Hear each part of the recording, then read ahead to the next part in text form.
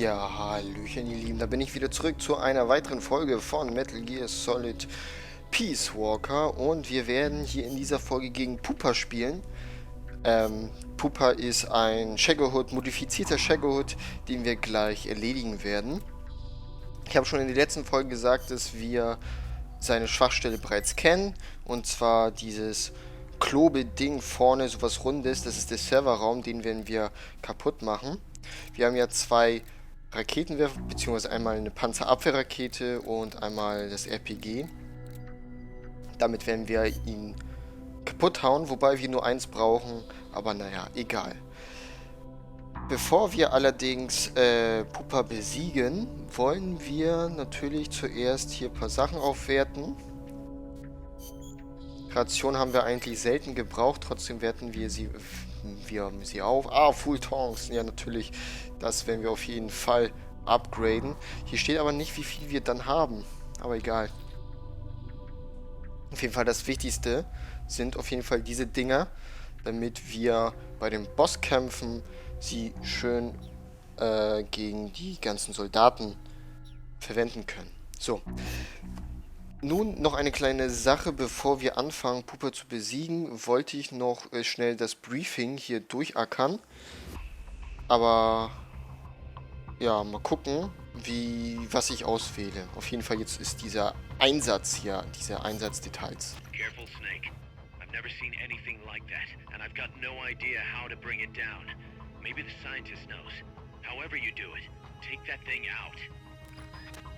Einzelmission, auf jeden Fall. Wir müssen jetzt gegen dieses Ding kämpfen, aber zuerst mache ich dieses Briefing. Das habe ich nämlich gesagt, dass ich es irgendwann wieder mache. Hier sind natürlich die Einsatzmissionen, hier ist die Bibliothek.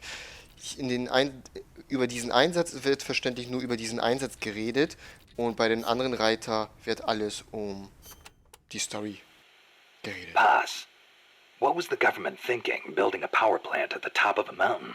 With no river to replenish the water, the lake would dry up pretty quick. If it were an ordinary power plant, but the plan called for a pumped storage power plant. Pumped storage power plant? Kaz mentioned that too. What is that? It is a facility that generates electricity by pumping water up to the lake, then letting it run back down. Huh. Seems Sisyphean to me. If they turned the water into electricity as soon as they had pumped it up, sure.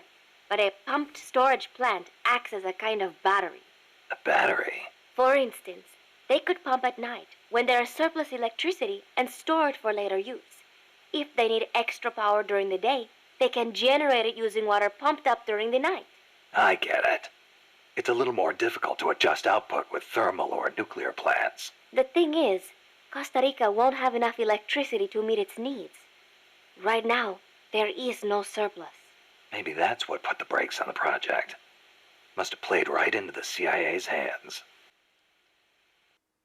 Ja, nun wissen wir, dass diese Kraterbasis von den CIAs natürlich beschlagnahmt wurden.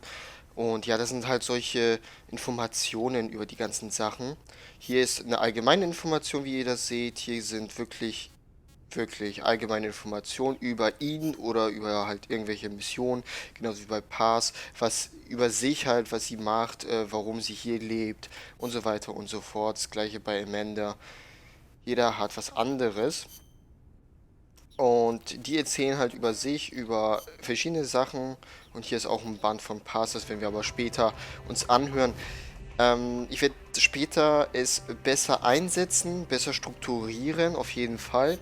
Aber erstmal lasse ich das, denn ich weiß, wie der Pupa geht und wir kriegen hier sau wenig Informationen über Pupa, deswegen, ja, allein wegen den Namen. Ich weiß nicht, wie sie auf diesen Namen gekommen sind, aber okay.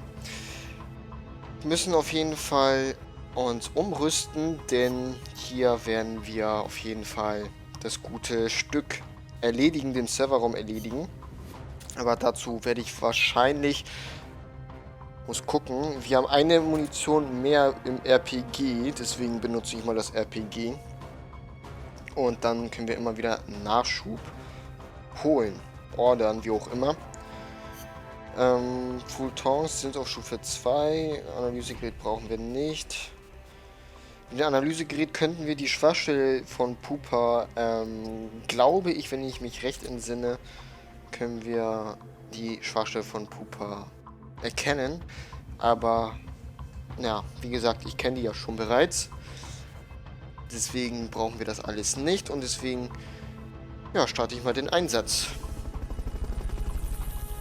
Und die Briefings werden dann ab der nächsten Folge besser strukturiert, denn jetzt kommen wirklich Informationen, die wir theoretisch gebrauchen können.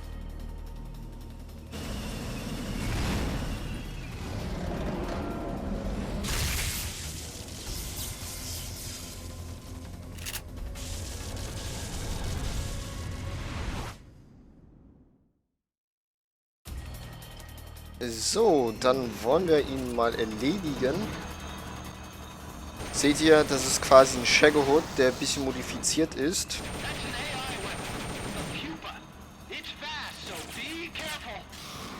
Wir können theoretisch viele Teile von ihm zerstören, zum Beispiel diese Raketen.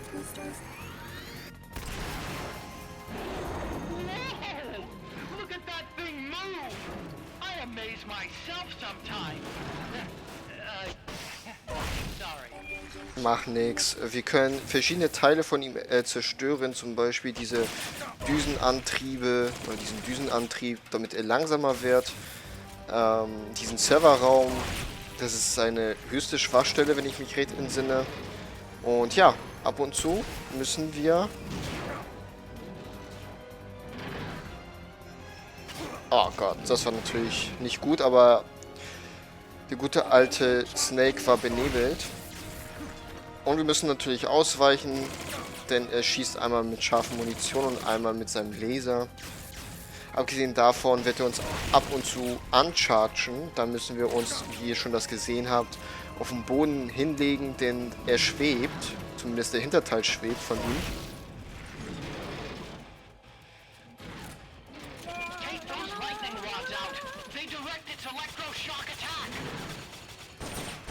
Das stimmt auch. Wir müssen hier... Das sind Blitzableiter. Überall, wo die Blitzableiter sind, wird sein Schockimpuls abgeleitet. Das heißt, wir dürfen nicht in der Nähe von diesen Dingern stehen. Jetzt wird er das gleich machen, glaube ich. Ja, ist... Oder? Ja, jetzt wird er das machen. Überall, wo die Blitzableiter sind, wird nun Strom. Aber wir sind ja hier ganz gemütlich. Ich order schnell noch Raketen. Ja, da ist die RPG-Munition. So, dieser Fight ist nicht schwer. Das war schon ein bisschen knapp. Oh. Der kam wieder von der gleichen Stelle. Das habe ich nicht erwartet. Schön, dass da Hochspannung kommt.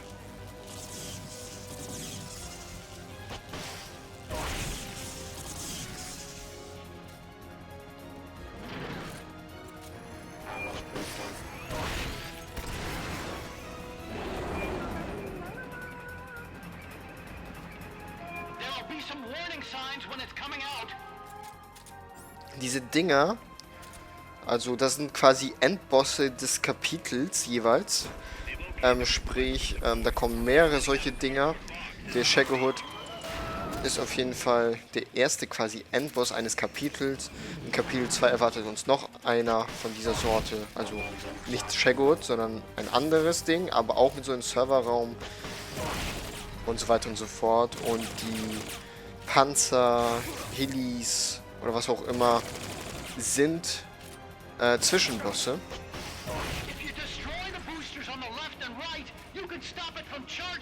Ja, das Charging, die Charge-Attacke ist jetzt nicht das Problem. Deswegen muss ich die nicht machen. Das, was ich auf jeden Fall mache, ist der Serverraum.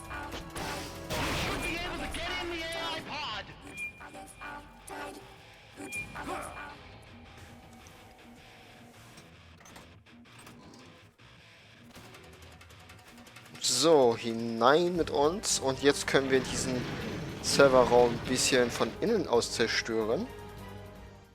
Was ziemlich, ja, awesome ist, finde ich. Als PSP-Spiel so eine Tiefe zu meistern. Ach so. Alles klar. Ja, wir müssen diese Dinger hier rausnehmen, bevor die Zeit abgelaufen ist. Natürlich nur die, die farblich markiert sind.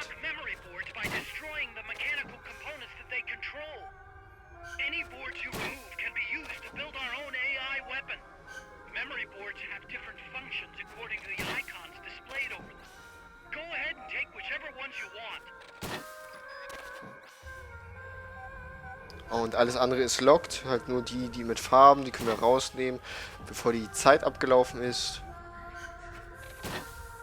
So, das war's. Wir haben jetzt alles weg und was anderes können wir nicht anklicken. Und wir müssen halt warten, bis die Zeit abgelaufen ist. Ja.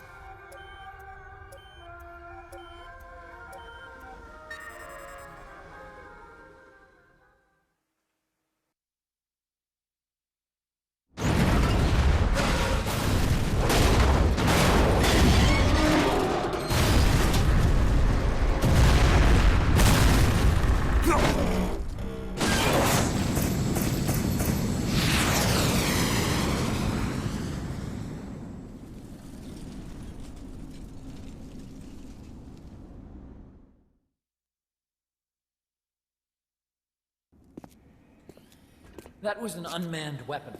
A prototype. I made it myself. Who are you? I work here.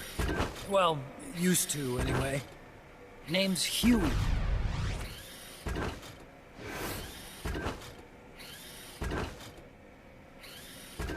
And who might you be? You don't look like one of those mercenaries. Me. I'm an entomologist. A fighting entomologist? Yeah, I specialize in butterflies. I'm here to catch Ulysses. Ulysses? Huh. I didn't think they lived in Costa Rica. Morphos, maybe? That's it. Need to get some before the Washington Treaty goes into effect. Says here Morphos aren't covered under the treaty. Must have slipped my mind. You sure you're feeling all right? Anyway, long story short, the butterfly got away. So how about it, Doc? Did you make that big butterfly too? Yes. And no. What was that thing? What are they doing here? Huh. Something tells me you're no ordinary entomologist.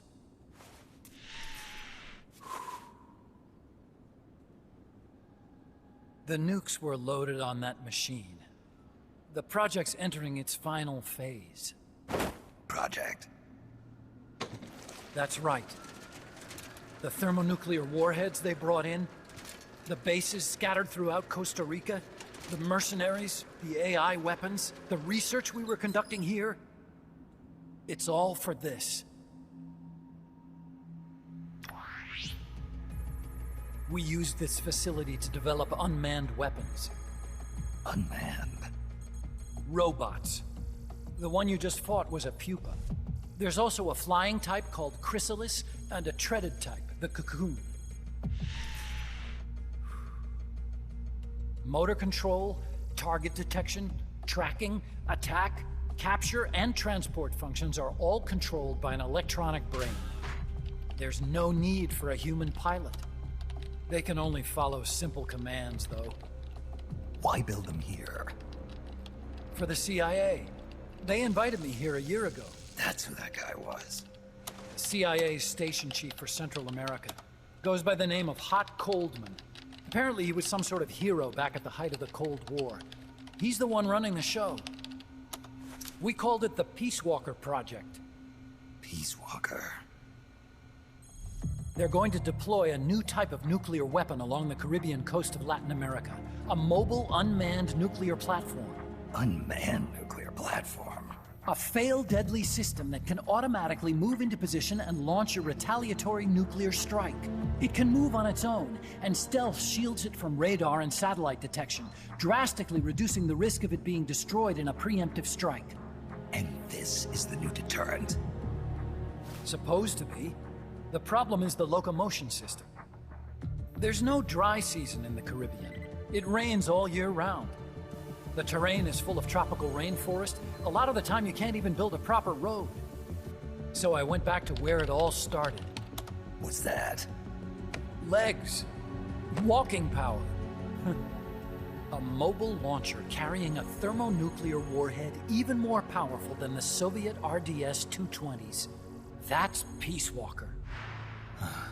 Chico's Basilisco. We did the assembly and field testing here. A walking nuke. I sort of borrowed the original idea from behind the Iron Curtain. The missing link between infantry and artillery. Metal Gear. Metal Gear. But they'd actually need to deploy dozens of them. Coldman needs funding for that. And to get it, he's planning a test, which will also serve as a demonstration for the folks back at Langley. Wait, he's launching a nuke to prove that his perfect deterrent works? In his words, to prove that if someone attacks us, we will strike back. Put simply, nuclear deterrence is the idea of using nukes to keep nukes in check. If one side launches nuclear weapons, the other is sure to launch theirs in retaliation, which makes launching an act of suicide. In the end, neither side can use its nukes. It's thanks to this doctrine that the world's two superpowers have avoided all-out confrontation. Nuclear deterrence has brought us peace. At the very least, it's prevented another world war from breaking out. But the theory of nuclear deterrence exists only on paper. In reality, there's no guarantee that either side would follow through with retaliation. There's the chance that a preemptive strike could destroy all the missile bases, render them unable to retaliate. But the biggest flaw in the theory is that the decision to retaliate has to be made by human beings. Let me give you a real-world example. Let's say Country X launches first against Country Y. If the people in charge of Country Y are like you and me, they're not going to be able to retaliate, knowing that they're effectively ending all human life. So then the weak link in nuclear deterrence theory is the uncertainty of retaliation. Bingo. And that creates a loophole Country X can exploit to launch the first strike. Which is why we designed the system to be unmanned. With Peace Walker, retaliation is certain. It chooses the appropriate target and launches a retaliatory nuclear strike every time, without needing human input to make the call. Launching a nuclear strike against Peace Walker is tantamount to pushing the launch button against yourself. It closes the loophole in nuclear deterrence theory, rendering our friends in Country X completely unable to launch. What Coldman is saying is that to achieve this goal, we need to demonstrate that retaliation will be carried out by a machine. He will launch his nuke. And then his version of deterrence will be complete. And you believe him? I believe in peace through nuclear deterrence. Why? My father worked on the Manhattan Project. He put his whole life into that research. And all it created was this illusion of peace called deterrence. And then I was born, unable to walk. I had no choice but to face up to the nukes. But if they do end up launching, it'll all have been for nothing. They've got to be stopped. Where'd they take the warheads? To a base near the border. The final test is 5 days from now. Where's the base? You're gonna stop them? It's kind of a hike. And besides, there's a surefire way to halt the project. You see, Peace Walker isn't quite finished yet. What do you mean? It's missing one last critical structural component. The AI. Its brain. The reptile pod, the electronic brain I was working on, can only follow commands like, go there, attack that. I guess you could compare it to the human cerebellum. But for nuclear deterrence to work, it must function in place of a human decision maker, It needs something to analyze the huge volumes of data coming in and select an appropriate target for retaliation. Hence, it needs the high-level decision-making ability of a cerebrum. A mechanical cerebrum. The hardware configuration is modeled on the human brain, similar to the pod I worked on, but its role is completely different. Where's it being made? A research lab to the north. An AI expert named Dr. Strangelove is developing it. Very hush-hush. Dr. Strangelove. Strangelove was recruited from the States, too. In the field of AI, there's no one better, that's for sure. But man, what a basket case. She hates everybody. Go to the lab and destroy Peace Walker's cerebrum. I'm pretty sure they haven't finished the final calibrations yet. I'll lend you my ID card. It'll get you through security at the lab. Oh, and one more thing. What's this? A letter of recommendation? Yeah, it's from me to Dr. Strangelove. Don't read it, okay?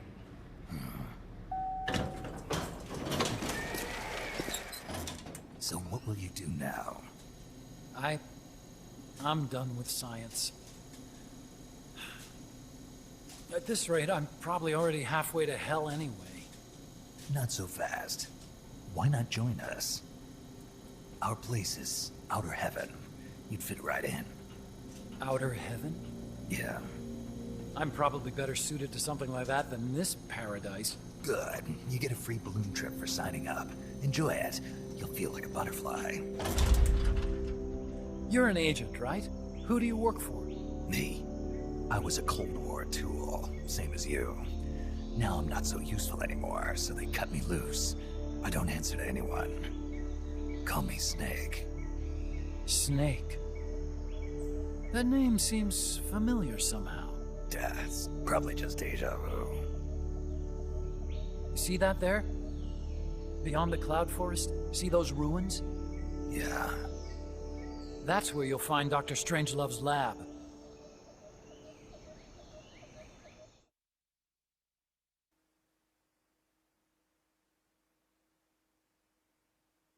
Na gut, nun haben wir Huey, der mich ziemlich stark an Otacon erinnert. Und ja, wir haben einen B kassiert, weil ich die Ration benutzt habe, aber das macht nix. Land ohne Armee freigeschaltet, alles klar. Snake, the doctor's safe here with us. Huey, how are you feeling? Never better. This is quite the pad you've got here, boss. I'm impressed. Call me Snake. Whatever you say. Like it or not, everyone here calls you boss. By the way, if you're at all interested in improving your tech, by all means assign me to the R&D section. I'm pretty sure I'll be of some use. Once we have the necessary materials and blueprints, we can start work on that bipedal mech. I appreciate that, but are you sure you're okay with having your work used for war? I'll be using it to keep past mistakes in check. If I can help thwart the Peace Walker project, I'm happy to do it.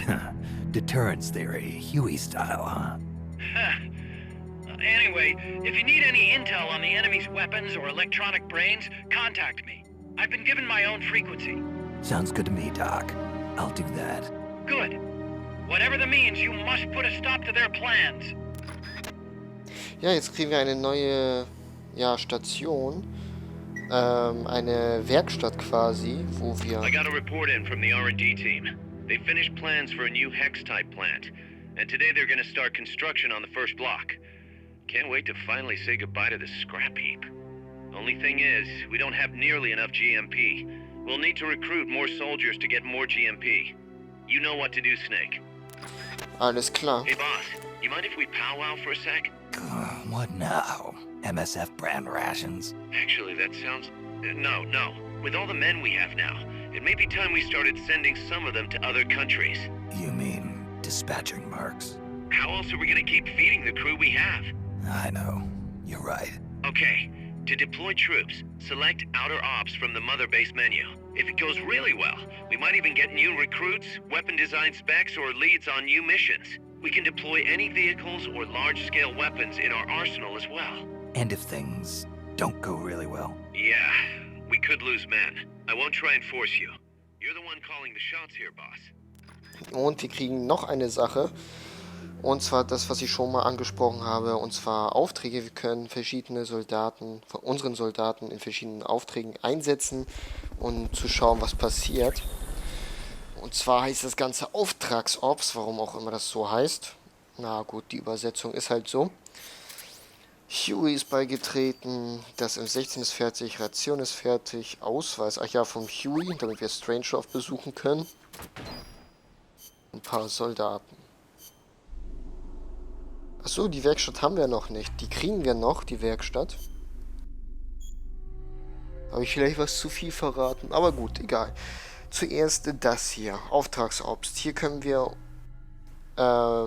uns, ja,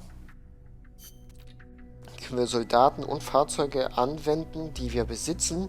Und dann können wir auswählen, gegen wen sie kämpfen sollen. Da können wir auch schauen, was der Gegner hat. Entweder ein Fahrzeug, ein paar Soldaten oder nur ein paar Soldaten und so weiter und so fort. Und ja, wir müssen halt gucken, dass wir gut ausgerüstete Soldaten rüberschicken, damit wir keine Soldaten verlieren. Denn das will ich eigentlich nicht. Und ja, wie ich schon gesagt habe, wir können hier Fahrzeuge oder Soldaten hinschicken.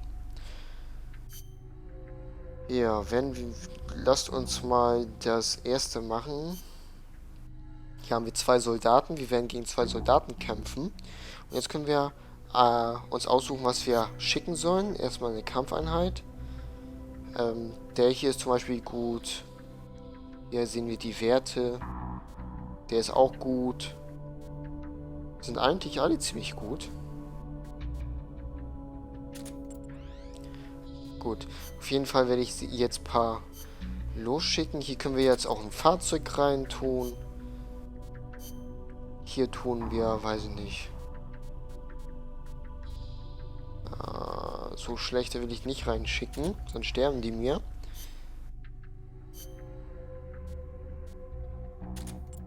Ja. Hier können wir noch einen Panzer reintun. Was man nicht alles tut gegen oder für 2 Soldaten, die wir besiegen müssen.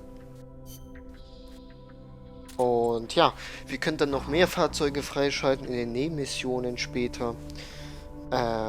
Nicht, dass wir nur 2 Fahrzeuge haben. Wir können mehrere freischalten. Und ja, das reicht auch erstmal.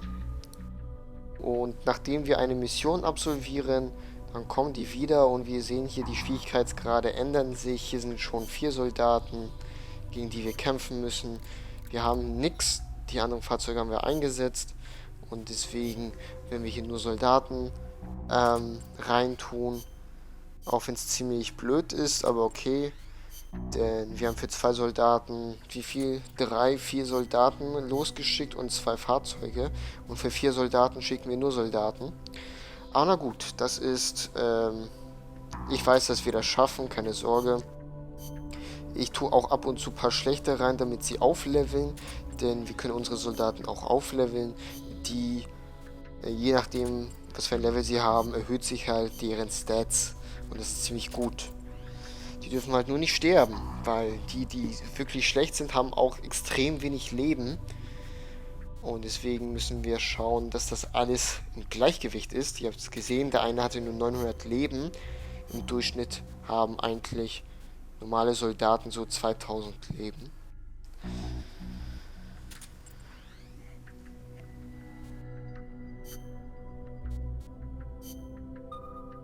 So, das sollte aber auch erstmal reichen. Hier sind schon genug Soldaten unterwegs.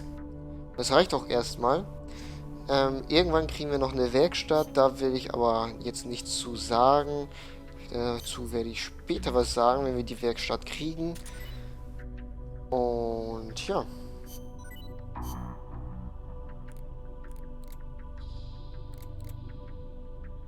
Dann war es das soweit. Und in der nächsten Folge werden wir ein paar Briefings uns anhören von Huey. Denn Huey ist schon einer Ein Charakter, den wir uns vielleicht so ein bisschen anhören sollten, damit er sich quasi vorstellt. Wir wissen ja, dass er ein Wissenschaftler ist und dass er wieder alles gut machen will. So wie Otacon. Das ist quasi ein Zwilling von Otacon. Also vom Charakter her. Er hat was Böses entwickelt und will das wieder gerade biegen, indem er das Böse, was er entwickelt hat, zerstören will. Genauso wie Otacon. Otacon hat Metal Gear entwickelt und dann wollte er halt das Ganze ja, mit Snake wieder gerade biegen. Und ja, wir werden dann in der nächsten Folge viel mehr erfahren von ihm. Und dann werde ich noch ein paar Einsatzmissionen, also für die nächste Mission ein paar Briefings anhören, denn es geht in den Nebelwald. Wer nicht weiß, was der Nebelwald ist, das wird ihr dann in der nächsten Folge erfahren durch die Briefings. Und ja, das war's eigentlich jetzt erstmal von mir. Ich sage Tschüss und auf Wiedersehen bis zur nächsten Folge. Und ja, bye bye.